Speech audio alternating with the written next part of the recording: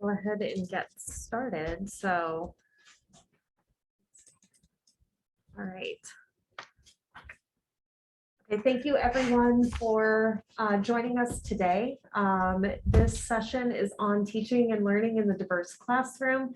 A few of us participated in a learning community with the Teaching and Learning in Diverse Classroom MOOC that is sponsored by Cornell University.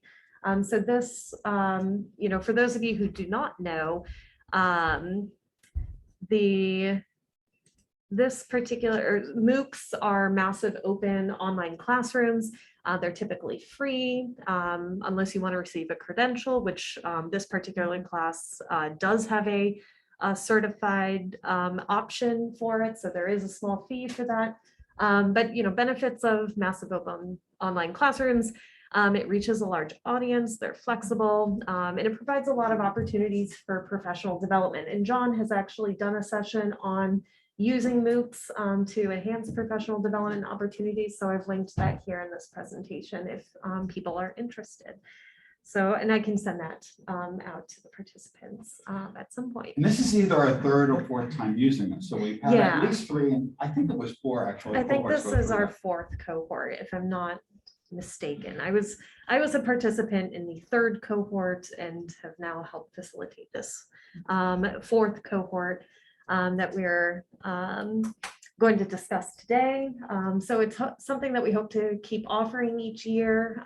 We hope to spread the word and get more people interested and engaged in these conversations on inclusive teaching and creating inclusive classroom environments. So a little bit about this particular course. It takes participants through 5 different modules. First module reflects on who we are as instructors. This includes reflecting on our identities and how the identities that we have as instructors impact and influence our teaching and our relationships with our students.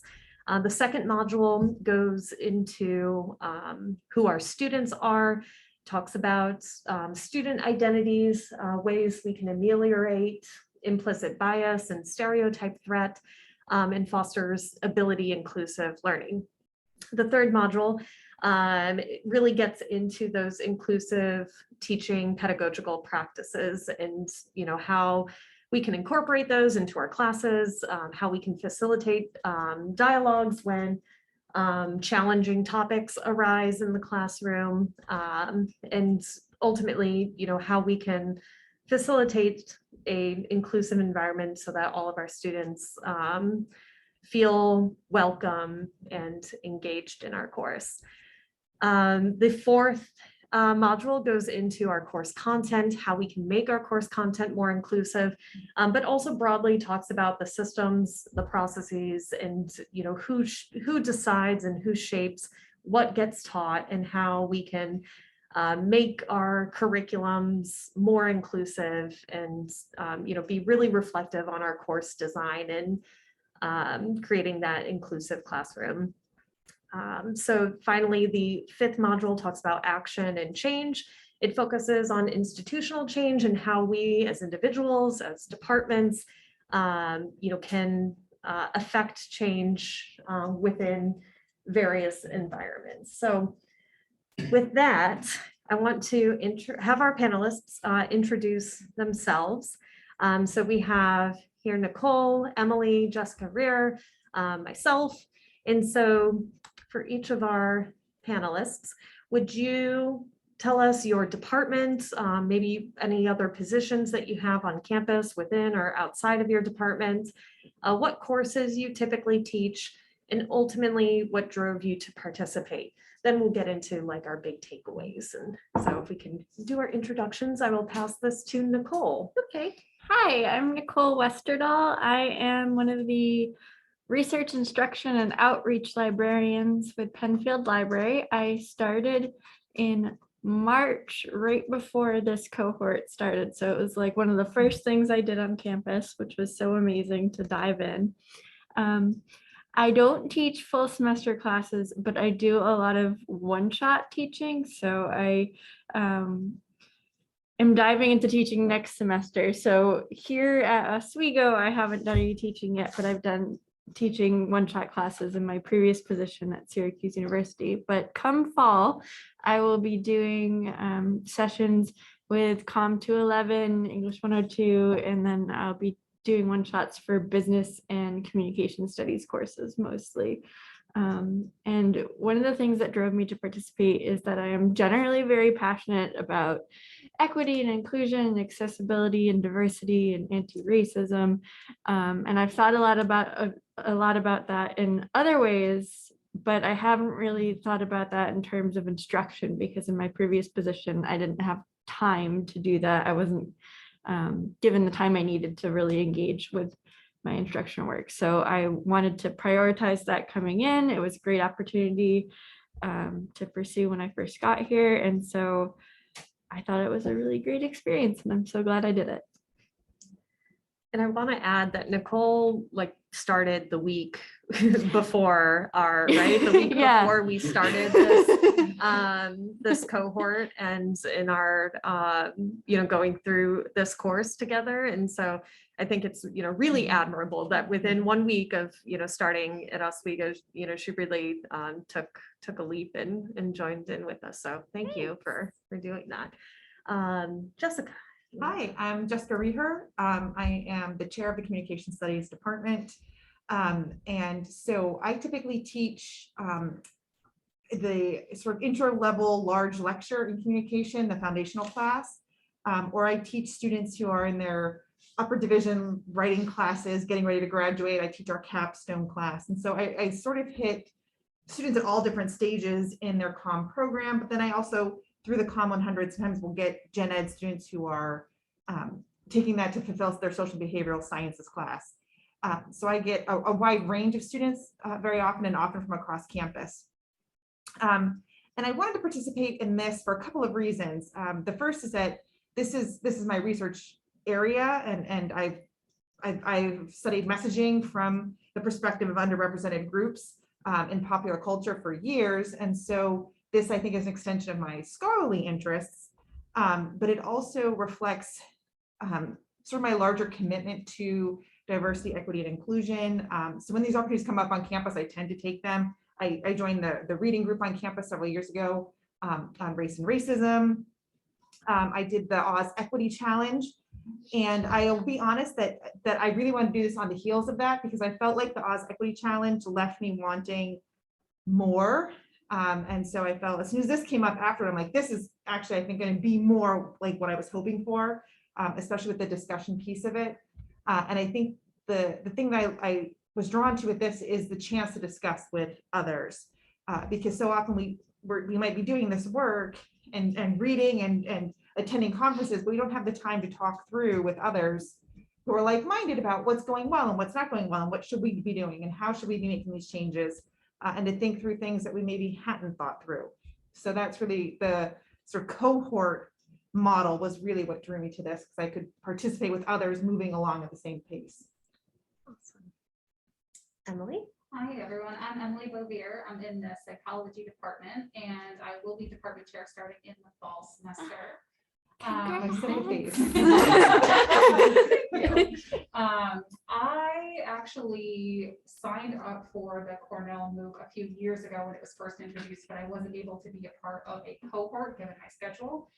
So I had a little bit of exposure to the material, and that was alongside while I was doing the AQ program that's offered through here as well. And so that complemented the AQ program quite well and went into a lot more detail and some of the material that was not necessarily a full part of the AQ program. And so I was really happy to be able to be part of the cohort this semester, similar to what Jessica said, being able to be with a group of people and discuss the ideas was really impactful. I should also say that a few years ago when I first started working through these modules, that is what really motivated me to then apply for the accessibility fellowship. So that has sort of propelled my interests and helped shift some of my research focus as well to focusing on accessibility and neurodiversity. And so that neurodiversity component fits in nicely with this material.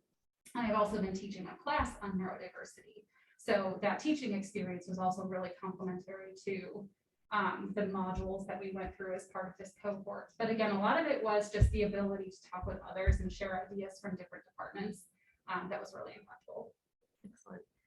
And the one thing I did want to, this is kind of impromptu. So, the one thing I did want to just mention is that, we're all at different stages of our career, right? So, Nicole has just started here. I'm an assistant professor, kind of coming towards my end of assistant professor time to applying for tenure next year. Emily is a new tenured, newish. You've got a couple of years, right, of being tenured.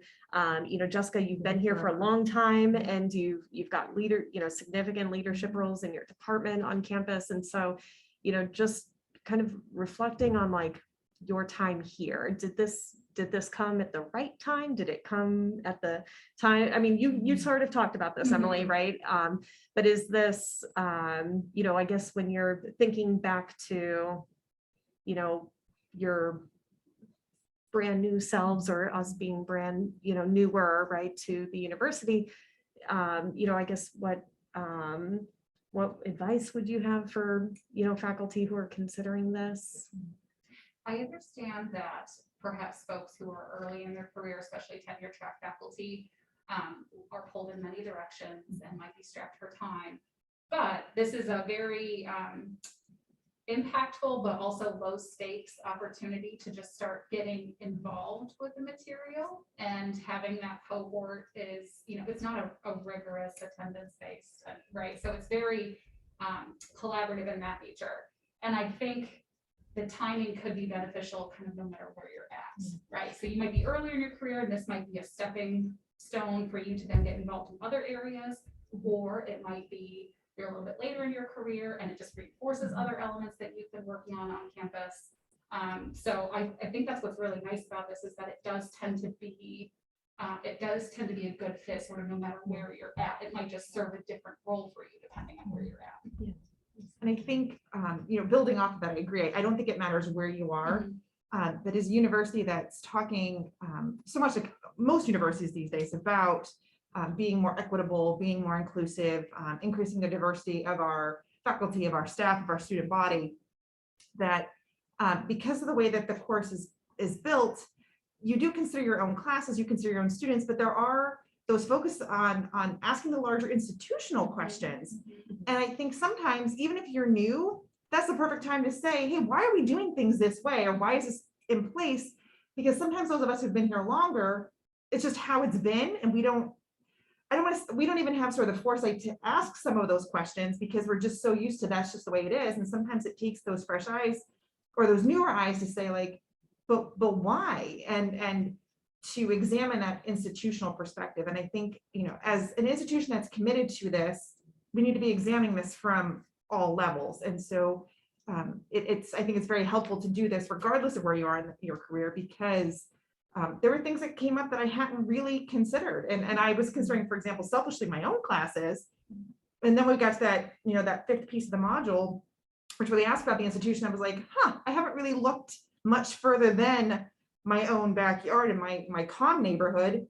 What is everybody else doing? And I know what we write down. I know what's in, our statements that are officially put on the website. I know we've got, our Office of DEI.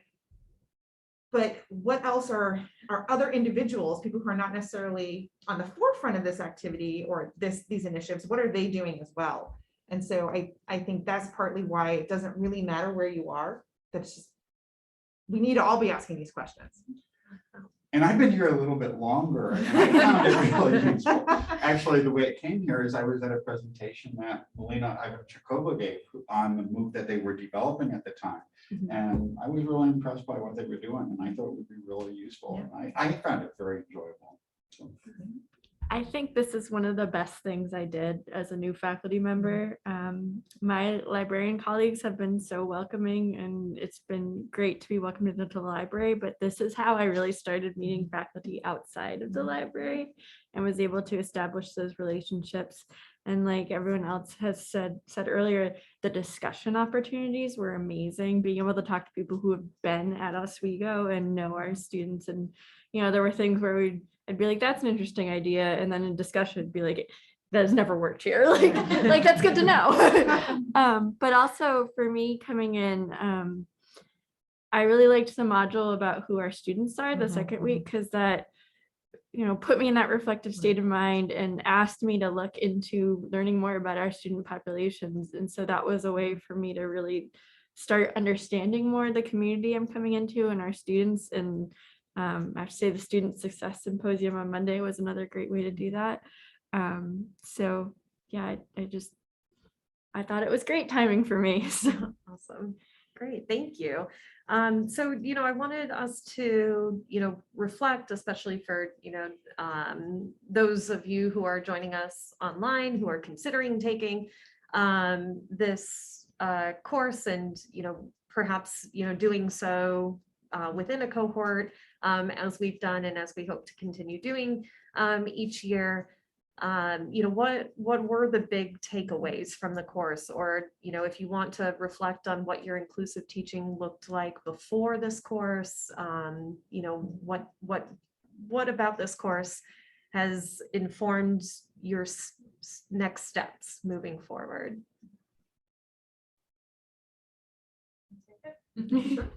I guess I can start from the beginning. So my teaching before I took this course, I have instituted things like a diversity statement that's in my syllabus, and that's tailored for my expectations of class and what I'm hoping for. I've tried to incorporate readings. I shouldn't say I've tried to. I have incorporated readings from diverse perspectives and from an array of authors from different backgrounds.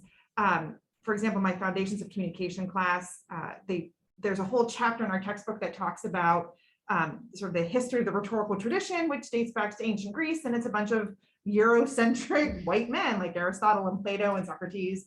And so we have a conversation about, not that this isn't important. So I have the students do the reading. We spend one day of class we're talking about them, but then I spend the other 2 days in class bringing in perspectives from a worldview perspective.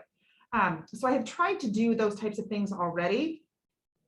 The class gave me the ability to sort of reflect on what I had been doing and how I can maybe do some of those things more effectively, but also to consider a broader array of perspectives and to think about all the challenges our students might be facing, and the ways in which I can still continue to do this work and reflect even more deeply than I had been. And so I think it's given me a chance to not just implement these practices because like I feel like they're the right thing to do, but why am I choosing to do this, and how am I choosing to do this, and how can I change my assessments, or how can I better scaffold assignments and give other options?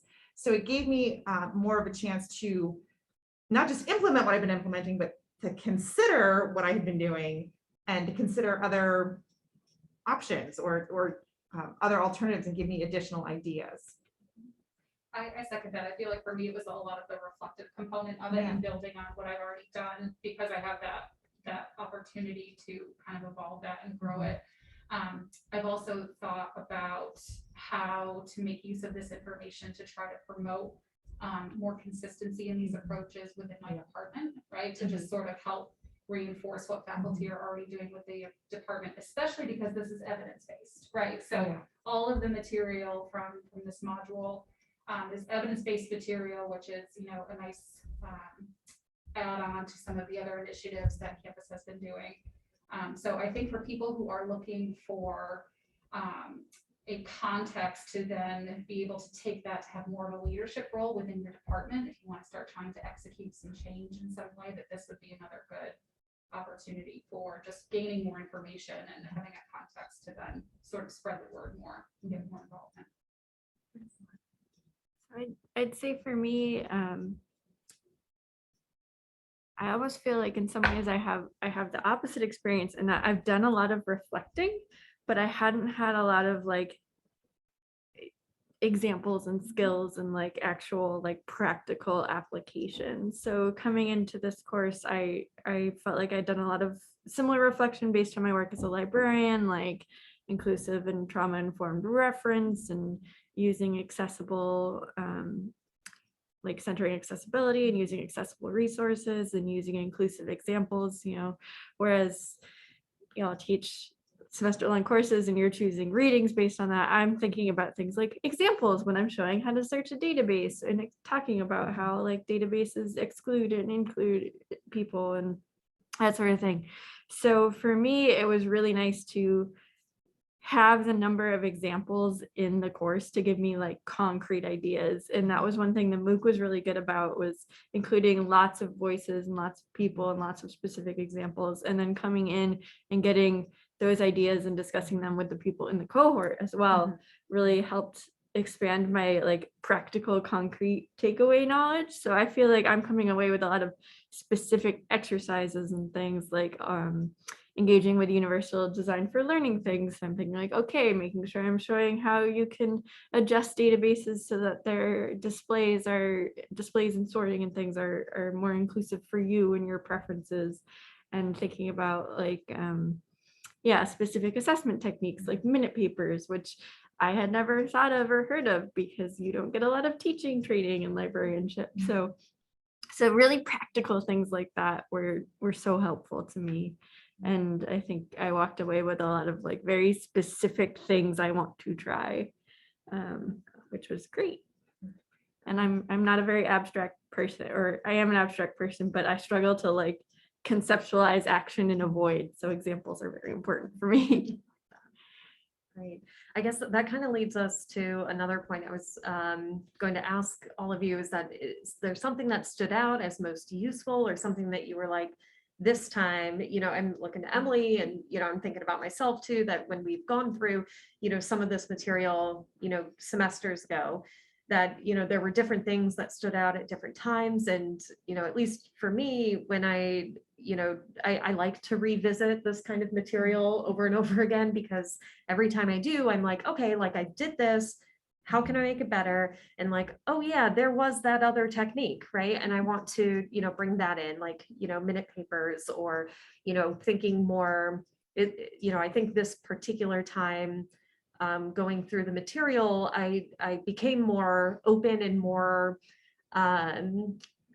explicit with my students about how this group is informing my teaching. Like I would go, to the next class after we would meet, and I'd said, okay, so we had this conversation and this is what, we kind of brought out of it. And I wanted to hear your perspectives on it. And, we would spend a few minutes at the beginning of class talking about this stuff. And I think, there was something about getting the material this time, that I was like, oh yeah, that's what I really want to take to my class. And so wondering, as you were going through this material, was there something that stood out that you were like, yep, that's the thing I'm going to do. That's the thing I'm going to try this time. I will echo your comments about the student involvement component and the very explicit, transparent message to students about what you're doing, how you're making efforts to improve the course. I would like to highlight more diverse perspectives in my particular class in terms of the field of mental health and psychology. And so making that, Friday workshops are related to this component. It might veer from the linear aspect of the textbook that students are used to following, but making that a more explicit effort in the classroom, and then also getting feedback from students. I think the feedback from students component was useful for me this semester as well, because I was teaching that seminar on neurodiversity, and we were able to embed a lot of this type of material into that particular class. And those are upper division psychology students as well. But the student involvement component, their reactions to it, how it's impacting them, and even to think about how we could get students more involved in this type of work, right? So are there types of programs that we could then develop specific for students who are interested in being on part of like a student-driven DEI committee within the department or something like that? So that's more of the message that I took away from this go around, whereas the previous one for me was more just understanding that, oh, okay, this accessibility component fits in with this DEI initiative. I can explore this a little bit more. I think I can add that the one thing that I really took away was in the the second week module focuses on students and understanding who your students are, who they are today, who they were historically, how they feel about the institution, how they feel like they fit in with the institution. And so I think for me, I was getting a certain amount of confirmation bias because I attend a lot of things like this, or like the reading groups. And so in my mind, I was like, well, everyone on campus is doing this, right? And we're talking about this. And about mid-semester, when we were engaging in this, I was having a discussion with my class, and we were talking about, this was my film class, we're talking about, you know, Hollywood's so white and the perspectives of diversity and just what is lacking in that industry as a whole. And I tied it to some of the things we were learning. And a student spoke to me after class and said, basically said, you know, thank you for bringing these topics up. Like, you're one of the few professors I feel is actually talking about this and making the commitment. Even if other faculty are working on it behind the scenes, the students aren't seeing it. And in my mind, I was like, well, I just assume that everybody is doing this. And again, I think it's a confirmation bias because of who I'm seeing in these groups. And so for me, it was a lot of the connection of students, not just within my classroom, but how they're feeling institutionally, and hearing their stories and giving them a place to express that. Because some of them have had experience on this campus or in the community that are horrifying to me. And it's like, wow, I can't believe that you experienced that here, or, you know, on Bridge Street or wherever they might happen to be. And so if we want to, as an institution, commit to this, we really need to understand that student perspective, because it's not enough to have 20 faculty doing that in 20 classrooms, right? This really has to be a much broader spectrum. And so I don't know that this is something I can necessarily implement or apply, but it's more trying to really understand that student perspective and where they stand in relation to the university and issues related to diversity and inclusion. This really struck me when Angela Davis was speaking, when Angela Davis came to campus, and as part of her presentation, she said something about, you know, I forget exactly how she phrased it, but basically, like, it's not enough just to have like the DEI office on campus, right? That's sort of just performative. And the audience, the students, like, erupted and they were clapping and cheering. And I was like, okay, all right, so they have some feelings about this. Maybe we should talk through that and unpack that, because clearly they had identified with this feeling performative. And so what can we then do to make the step forward where it's no longer just performative, it's actually actionable? So like I said, I'm still trying to figure out what to do with that as an individual. But that's a really good point, because it gets at the idea that people self-select into these workshops, into these sessions, into the student success symposium. And so the question is, how do we then break out of that and then try to implement it and reach faculty who may, for whatever reasons, not be a part of these discussions, and then getting that student experience and ensuring that the student experience then reaches the faculty and staff who are not part of these programs, and helping them make the connections to, so for example, you know, the growth versus fixed mindset that Kristen talked about yesterday in her session. Some faculty might not understand the impact that they're having on students in terms of the way they run their classes and how that can disproportionately affect marginalized students. But to be able to hear the student's perspective sort of outside of the classroom, you know, not in terms of like contesting a grade, but just understanding how that impacted them, how they're impacted in the community, might help other people make those connections to the practices that they're using or not using in their classroom, how it affects the student experience. I don't know what to do about that either, but it is a good point of the student experience has to somehow be brought to the table and broadcast universally to the campus so that we have a full understanding of it. I think my biggest takeaway was student belonging within like my limited time in the classroom, and how to make them feel more like they belong within it. I think one of the interviewees in one of the MOOC videos talked about how this, you know, one of the things I try to do is to emphasize to students that this is their classroom and our classroom, it's not my classroom. And so thinking about how I can communicate that, especially since a big part of talking about library resources and services and how to do research is a lot of time saying like, you are a scholar, you are already participating in this conversation by being here. And so how can I bring in what they bring in to the classroom? So thinking about how to take active learning strategies and make them more like peer instruction and demonstrate to them that they do have the expertise and they can do this. And how can I change how I have them participate in the classroom? Because a lot of times I think librarians tend to default to like, we're going to demo this database for you. It's like, how can I get them to be not only active participators, but actively contributing and recognizing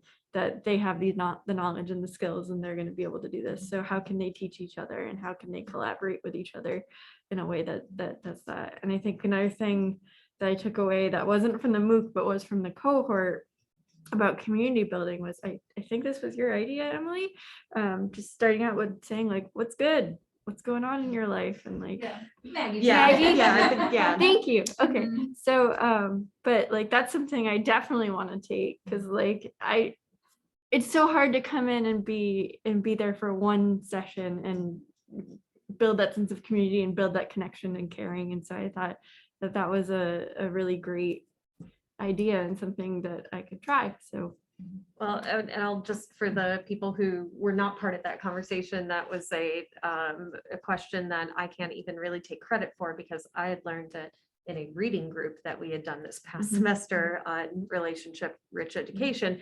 And someone started off their class by asking students, like, what are 3 good things going on this week? And sometimes it would take a little while, but it takes a while to get students to do it. But then eventually, they were like, well, I've got a floor hockey, game coming up this tonight. And, we've got ping pong going on. And, so then we would advertise their little events. But anyway, so that's what we're referring to there. But yeah, there is something kind of, really important about establishing those relationships within the classroom and, of course, across campus too. And, Emily, you both you and Jessica touched on this, that, what does an inclusive university environment look like? Is it, and, I asked this question and it's, specific to you guys, right? So like, for you, what does an ideal inclusive classroom look like? What does an ideal inclusive department look like? And what is an ideal inclusive university? Is there, we've sort of talked about like confirmation bias, right? That there are some ways that we would like to see those broader, that broader culture of including diverse or, inclusive teaching, broadly for all of our colleagues, right? Is there anything else that is characteristic of these ideals that you would like to see? Answering the ideal inclusive environment it feels easier to approach that, right? You can form your own teaching philosophy around that. So that feels pretty easy to answer. In terms of the department, it feels like where I'm at, it's more ensuring consistency across courses, and my department is very good about that. We have a long-range planning committee in which the faculty who teach certain chunks of courses will regularly meet. So breadth level courses, depth level courses. So we have an avenue to sort of bring this in and say, okay, how can we then build in learning objectives and activities so that there's some consistency within the department. And then the university question, sort of, that's the one that's a little more challenging to answer at that point. Like something needs to be addressed and to make it that ideal environment, But I liked your guys' suggestion of like amplifying the student experiences and taking that to heart, and kind of addressing what, students are experiencing as perhaps performative and, how do we, make that a more authentic and meaningful experience. I think the question is then what structure does that take? Right. So maybe it could take the form of, so we have the Oz Equity Challenge, but maybe there could be another form of challenge that is specific to our students for those that want to share their voices, or if we have a set of questions that guide them through that so that they can narrate their experiences for us in some way. And so then we would have access to that information. That's the only thing that I thought of off the top of my head, but that's great. It's great. For me, I think, centering that student experience. So having those conversations. So things like the student panel that was at the Student Success Symposium. And that's something we also did. One of my colleagues at the library, Deb Botter, put together a student panel at a libraries conference where we got their direct voices, and we're able to interact with them and ask questions and follow up. And I think also you do get some selection bias there with students who are self-selected to do that, but that's one way I've thought of it. But also in terms of like what the ideal classroom, department, environment, university looks like for me is at every step of the way, we're pausing and asking, you know, before we develop this policy or practice or norm, like how are we centering equity and inclusion, accessibility and social justice in it? How is this marginalizing or oppressing or hurting some of our students or our faculty or our staff, and how can we remedy that? So really having that incorporated at every single level and every single discussion and every single thought and how we develop things. And I think that's my ideal, and that's a big lift, but Yeah. I'd love to be able to get there.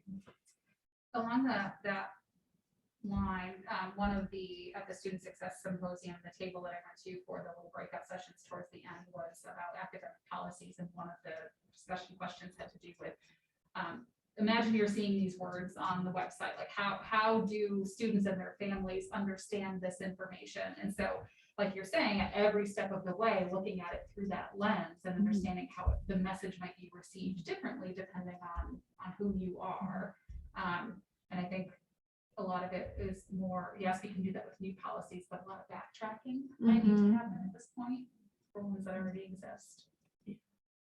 And I think that we also have to, this is where I struggle, because I think one of the ways we get to this is through conversation and dialogue and empathy.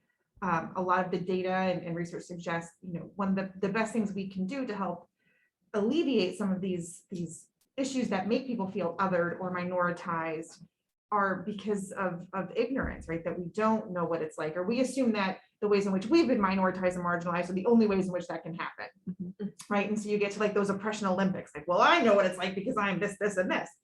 And so sharing those stories and shedding light on the various ways in which one can experience a sort of marginalization or minoritization, because we tend to, when we start to talk about these issues, we tend to go to the big things, right? Like racism or homophobia, like the really big observable things, but it trickles down into ability and a lot of other types of things. And so sharing the stories and creating opportunities for us to make a welcome place where you can say, hey, this is how I felt about this, or this has been my experience, and everyone else is just, wow, I'm really sorry that was your experience, or thank you for sharing.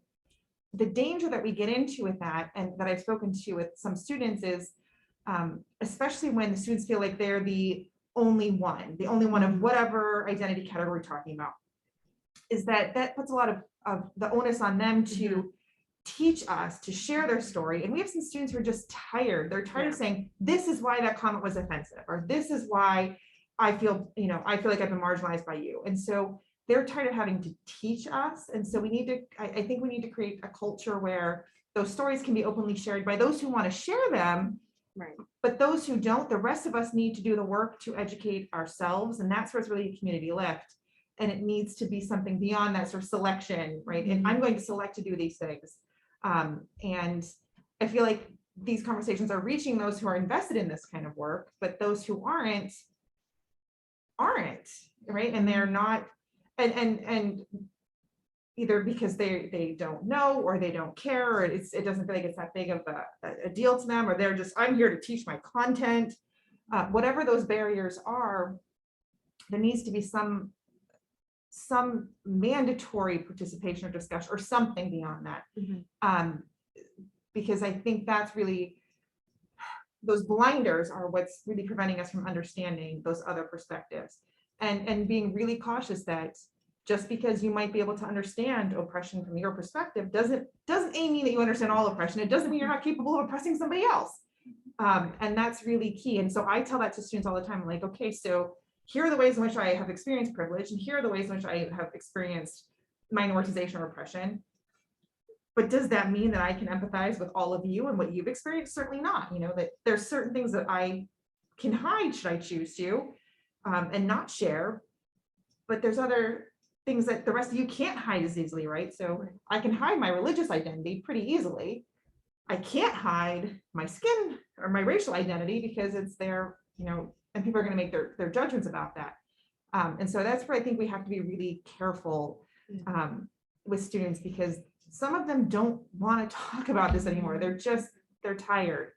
And so I try and respect that as well. And sometimes that's why they need us as leaders in the classroom or as leaders in our departments or leaders across the university to bring those discussions up. Because it's okay to say like, hey, and there have been times in my classroom when a student has mentioned something, like told a story, something like, well, that's racist or that's sexist or that's whatever. And I'm like, well, thank God somebody said that I didn't have to. And I think that's the hard part as faculty is taking that step and having those difficult conversations and calling it out when we see it or having the discussion, because sometimes the students just, they can't or they won't, or it's one thing too many.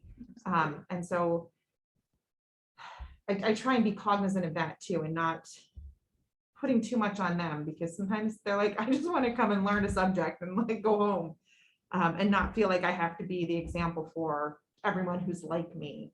Exactly. And not to discredit any students that do speak out, but the students who are internalizing it are probably the ones whose experiences we need to hear even more so. Yeah. So, but like you said, it takes the faculty to do the work so that the student doesn't have to be the one to step up and share their experience, because the impact is being internalized. And I think, you know, I also want to mention that, you know, it's, I think, pretty clear that we have a diversity problem among our faculty. And, you know, there's a lot of unpaid labor that is done by our faculty of color, and that, you know, in the same way, it can be exhausting and taxing to, you know, to carry all of that burden. And, you know, it's something that the university needs to address, whether, you know, providing resources financially, you know, release time and so forth, to, you know, really kind of make those structural changes to address that unpaid labor. And so, yeah, that's another thing. So anyone, last comments, or do we have any Well, let's thoughts? open up for any questions from any- people About the attending virtually. Yeah, so kind of about any of the points that have been made today, or any questions about the course itself, interest.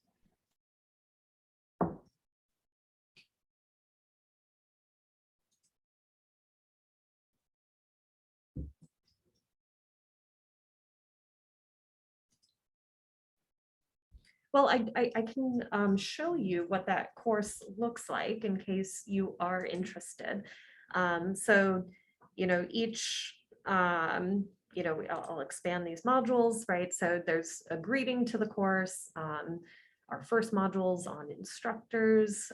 There's various videos and, you know, kind of check-in questions, particularly if you're doing the certificate completion. They have, you know, a verified series of questions to, you know, kind of check your knowledge and reflection on different parts of each module. And there's also really great resources that are available at the end of each module. So there's, you know, really a lot of, you know, really good, you know, resources throughout this. And this is free, and you can sign up anytime, you know, so if you have time this summer and this is your time that you want to engage in this material, you can sign up, you know, for an account with edX and, you know, enroll in this course and complete it at your own pace at any point. You know, we're hoping that we'll do another cohort-based module or cohort-based course at some point in this next year. Probably in the spring, Probably in the because in the spring. fall, we're following Jessamyn's lead and running 2 reading groups against her advice after having but we will be doing that then. So in the spring, we'll be probably doing another reading group as well as the MOOC. And Yeah. there is a lot of advantages in participating it with the cohort because the discussions are some of the most valuable components. The materials in the MOOC are superb, Right. but those discussions are really helpful. Yeah, especially I think, as we've kind of talked, having those questions about the institution, because we all have different experiences institutionally, and to, kind of be able to brainstorm and think about ways we can, create inclusive, inclusive campus environment is, a really awesome benefit of working through these modules together as a cohort.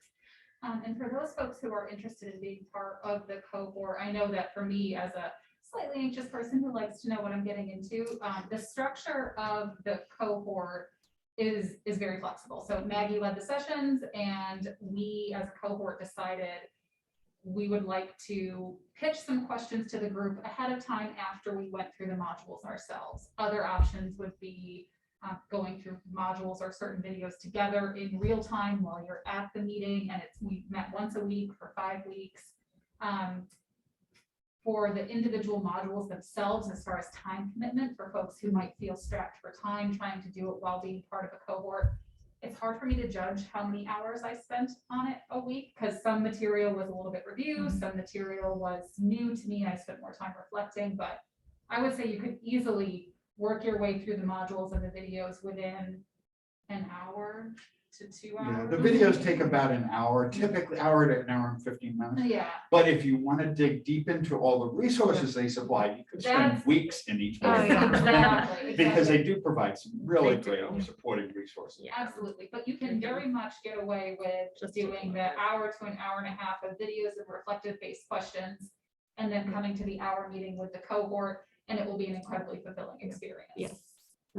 Yeah. And, just taking a look about like what some of those resources are, it's, bibliographies, links to, websites and other materials available. And I would add that if you're not a video person, they have timestamp transcripts. So you can read the transcripts and then click to watch a little bit of each person talking, which was very helpful for me because I cannot pay attention to videos. So being able to read and just kind of dip in briefly for each person was really helpful. And the videos They're though are incredible superb videos. They are because they superb. interview Very well students, done. faculty with diverse backgrounds and Mhm. we talk about their experiences, and they're all very well done. Oh, sorry. I was just saying what Maggie was just showing you are downloadable resources. So I found Right. myself, because Mhm. as you said, like sometimes I was a little bit more strapped for time. And I was like, oh, I really want to read this. I would just download the things I Exactly. wanted to, or Mhm. bookmark the links that I wanted to Mhm. read. So they make it very accessible if there's things you want to go back to. So I just created a folder on my computer that's just all of this information. And that's really helpful too, that I just Agreed. Yep, I did the like same thing. download, Yeah, download. yeah. Because you're right, I could spend the whole summer doing nothing but this and still not filter through everything. Yep. And I would just say that the fact that I was compelled to look at the videos themselves at all is Yeah. indicative of how good they are, because I am Yeah. so not a video person. There's really some great, great information in this, in these modules. All right, well, we are just about at time. So does anyone have any questions about, again, we will probably offer this in the spring, potentially alongside a reading group on if something. the book comes, if the book we're thinking of will come out. Yeah, one thing we were talking about is a book by Vijay Sathi Yeah. and Kelly Hogan, which will be coming out this fall, but we're doing a different book this fall. We're running 2 cohorts, one for new faculty with a book by Regan Grung, who will be, this hasn't been officially announced, but who will be a keynote speaker at the Academic Affairs Retreat. But that book basically is on what's needed for faculty to transition from a research institution to a teaching-based institution in terms of what adjustments are needed and what sort of things they should prepare for. So it's a very good book. It's somewhere around here, but that'll be for new faculty or recent faculty, I suspect. Yeah. And then we'll be doing book. Michelle Miller's Remembering Michelle and Miller's Forgetting, book, right? Remembering and And Forgetting in the Forgetting. Age of Technology. Yeah.